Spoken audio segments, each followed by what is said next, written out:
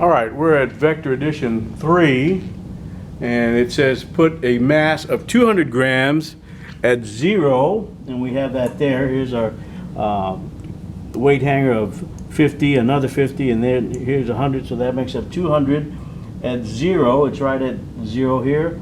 And 150, we just have the weight hanger, and 100 at 90.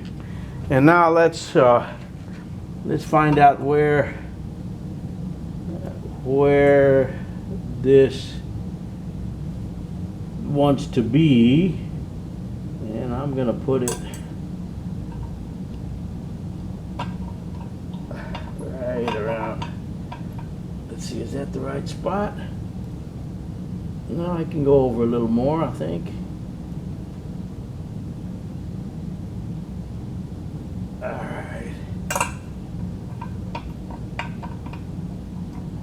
Put it right there.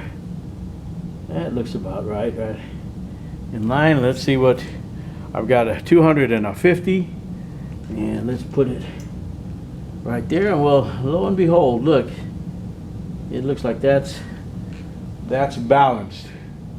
And so this, without this, we have these two forces, 200 at 0 and 150 at 90. They're going, and they have a combined force in this direction, so our equilibrant is in the opposite direction, and it looks like, so it's 250.